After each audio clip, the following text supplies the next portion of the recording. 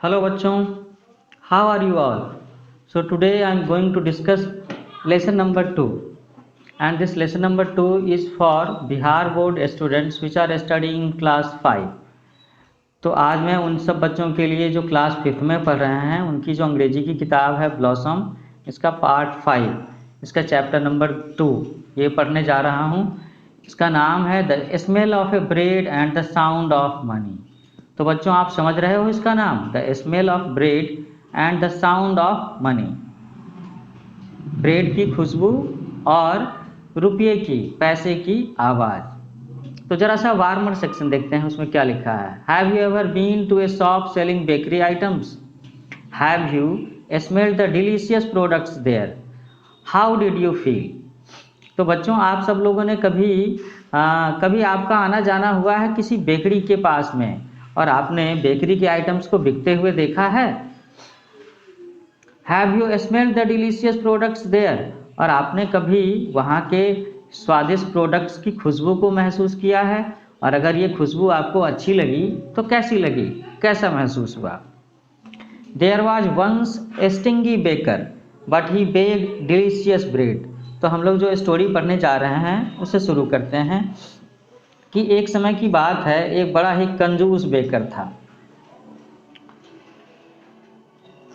तो एक समय की बात है कि एक बड़ा ही कंजूस बेकर था, लेकिन एक खास बात थी उसके अंदर में कि वो बड़े अच्छे और बड़े स्वादिष्ट ब्रेड बनाया करता था।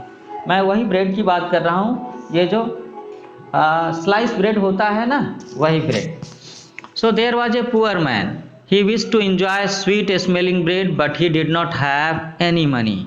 तो एक और गरीब आदमी था, उसे बड़ा अच्छा लगता था और उसे ब्रेड की जो ये मीठी मीठी भीनी भीनी बड़ी प्यारी सी खुशबू आती थी, तो इसकी वजह से उसे बहुत अच्छा लगता था।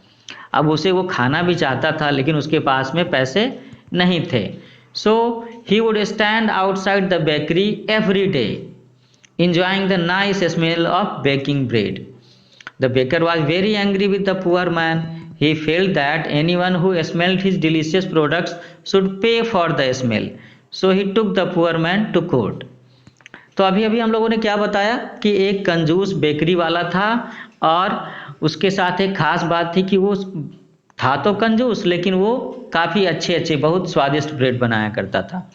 और उसके आसपास में ही एक गरीब आदमी भी था जिसे उस ब्रेड की खुशबू बड़ी अच्छी लगती थी। उसकी इच्छा होती थी कि काश उसे वो ब्रेड खाने का मौका मिले, लेकिन उसके पास में पैसे नहीं थे। So he would stand outside the bakery every day. तो इसीलिए वो जो गरीब आदमी था वो हर दिन बेकरी के बाहर में खड़ा हो जाता था और वहाँ से खड़े खड़े ही वो बेकरी में पकने वाले, बेकरी में रखे इन मीठे मीठे स्वादिष्ट ब्रेड की खुशबू लिया करता था। उसे बहुत ही अच्छा लगता था। लेकिन वो जो बेकर था वो इस बात से बहुत नाराज़ होता था। उसकी नाराज़गी की वजह ये थी कि उसका सोचना था कि भाई ये जो गरीब आदमी है उसकी बेकरी के सामने में खड़े होकर के फ्री में without paying any charge, without paying any cost उसकी बेकरी के बने हुए स्वादिष्ट प्रोडक्ट की खुशबू लिया करता है। और उस बेकर का ये सोचना था कि उसके हिसाब से उसे अगर कोई आदमी उसके बेकरी के प्रोडक्ट की खुशबू भी लेता है तो उसे उसके पैसे देने चाहिए। तो इसीलिए उसने नाराज़ होकर के उस गरीब आदमी को वो लेकर के कोर्ट में चला गया, न्यायालय में चला गया कि नहीं तुम मुझे इसके पैसे दो। और उसने पैसे देने से मना किया होगा, तभी तो कोर्ट कचहरी तक बात पहुंची है ना। सो द जज heard the baker's complaint patiently, then he asked the poor man, do you have any money? तो पहले तो जज ने बड़े आराम से, बड़ी धीरज के साथ में बेकर की शिकायत को सुना और उसके बाद उसने गरीब आदमी से पूछा कि क्या तुम्हारे पास में पैसे हैं? The poor man searched his pockets and produced 2 small coins. This is all the money I have, he said to the जज। तो उस गरीब आदमी ने अपने पॉकेट से में ढूंढा हाथ डाल करके और उसको उसमें से 2 छोटे छोटे सिक्के मिले। तो छोटे छोटे सिक्के मिले तो इसका मतलब वो स्मॉल डिनोमिनेशन के सिक्के रहे होंगे, सपोज 25 पैसे और 50 पैसे ऐसे करके, है ना। तो वो कहता है जज साहब से कि this is all the money I have, कि मेरे पास तो बस इतने ही पैसे हैं। द जज took the money from the poor man. The baker was dilated, he smiled and ईगरली held out his hand to take money from the जज। तो जज साहब ने क्या किया कि उस गरीब आदमी से पैसे ले लिए और उसके बाद में उन्होंने उसके हाथ से, गरीब आदमी के हाथ से पैसे ले लिए और इसके बाद वो जो बेकर था वो बहुत खुश हो गया कि अब तो उसे पैसे मिलने वाले हैं। तो इसीलिए उसने मुस्कुरा करके और एगरली, बेसब्री के साथ में अपना हाथ बढ़ाया कि जज साहब के हाथ से उसको पैसे मिलेंगे। लेकिन यहाँ पर एक बड़ी इंटरेस्टिंग बात हो गई। बट द जज did not give money to the baker, जज साहब ने बेकर को पैसे नहीं दिए।